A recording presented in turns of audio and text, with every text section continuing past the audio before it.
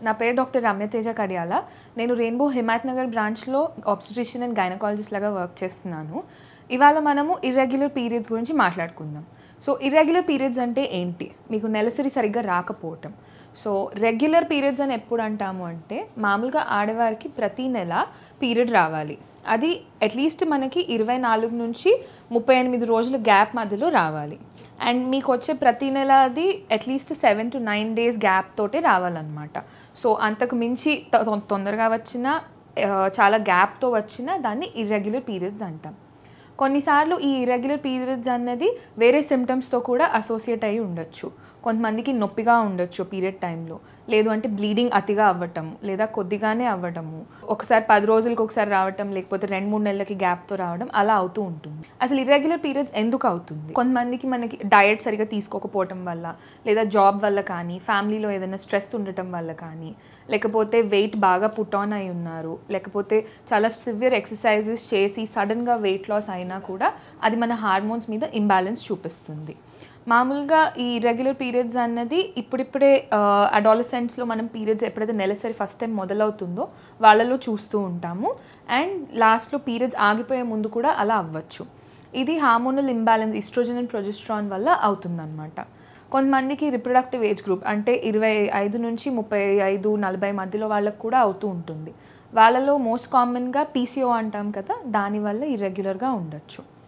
So, ఇవి కాకుండా దేనివల్ల అవుతుంది ఇర్రెగ్యులర్ పీరియడ్స్ అంటే, కొంతమందికి ఇన్ఫెక్షన్ వల్ల అవ్వచ్చు, లేదా ఏదైనా థైరాయిడ్ ప్రాబ్లమ్ ఉండడం వల్ల, హైపోథైరాయిడ్ కానీ, హైపర్ థైరాయిడ్ కానీ, లేదంటే వేరే ఏదైనా మెడికేషన్స్ వాడుతూ ఉన్న వాళ్ళకి, కొంతమంది 21 డే పిల్స్ వాడుతూ ఉంటారు. అవి వాడుతున్నప్పుడు కానీ అలా అవ్వచ్చు. కొంతమంది కాపర్ టీ అని అలా ఏవో ఒకటి పెట్టించుకుంటూ ఉంటాం కదా మనం కాంట్రసెప్షన్‌కి. వాటి వల్ల కూడా ఇర్రెగ్యులర్ పీరియడ్స్ అవ్వచ్చు. కొంతమందికి ఇర్రెగ్యులర్ పీరియడ్స్‌తో పాటు నెలసరి మధ్యలో కూడా స్పాటింగ్ లాగా అవ్వటం, ఇంటర్‌మెన్స్ట్రువల్ బ్లీడింగ్ అంటాం. అలా ఉండొచ్చు. లేదా కొంతమందికి ప్రెగ్నెంట్ అవ్వడంకి ఇబ్బందిగా ఉండొచ్చు ఇన్‌ఫర్టిలిటీ ప్రాబ్లమ్స్‌తో. సో, ఈ ఇర్రెగ్యులర్ పీరియడ్స్ ఉన్నప్పుడు మీరేం చేయాలి అంటే ఒక మెన్స్ట్రువల్ క్యాలెండర్ లాగా మెయింటైన్ చేయండి. మీకు పీరియడ్ ఎప్పుడు స్టార్ట్ అవుతుంది, ఎన్ని రోజులు వస్తుంది, ఎంత బ్లీడింగ్ అవుతుంది, అండ్ ఎన్ని మంత్స్‌కి ఒకసారి వస్తుంది అన్నీ నోట్ చేసి పెట్టుకోండి. యూజువల్లీ మనకి ఈ మధ్య కాలంలో చాలా యాప్స్ కూడా ఉంటున్నాయి మొబైల్‌లో. సో, వాటిలో మీరు డేటా స్టోర్ చేసుకోవచ్చు. అండ్ ఇలా ఒక 2-3 మంత్స్ కంటిన్యూస్‌గా అవుతుంది అంటే మీ గైనకాలజిస్ట్‌ని కన్సల్ట్ అవ్వండి. కన్సల్ట్ అయిన తర్వాత మేము మామూలుగా మీ హిస్టరీ అసలు ఎందుకు ఎలా అవుతుంది అన్నీ చూస్తాము. అండ్ క్లినికల్‌గా ఎగ్జామిన్ చేసి ఏమైనా ప్రాబ్లమ్ ఉంటే చెప్తాము. అది కాకుండా స్కాన్‌లో మనకి కొన్ని విషయాలు బయటపడతాయి. కొంతమంది ఆడవాళ్ళకి 40-45 వయసు తర్వాత పీరియడ్స్ ఆగిపోయే ముందు కూడా ఇర్రెగ్యులర్‌గా అవ్వచ్చు. ఒకవేళ గనుక అది హెవీ బ్లీడింగ్‌తో కూడుకుని ఉంటే అప్పుడు మనం బయాప్సీ పరీక్ష కూడా చేయాల్సి రావచ్చు. మామూలుగా మనకి కాజ్ ఏంటి, ఇర్రెగ్యులర్‌గా ఎందుకు అవుతుంది అని బయటపడిన తర్వాత దానికి సరిపడా ట్రీట్మెంట్ అనేది ఇస్తాం. కొంతమందికి ఓన్లీ ప్రొజెస్ట్రాన్ టాబ్లెట్స్ ఇచ్చి పీరియడ్ రావడానికి హెల్ప్ చేస్తాం. అది కాకుండా 21 డే పిల్స్ అవి పెట్టడానికి చూస్తామన్నమాట.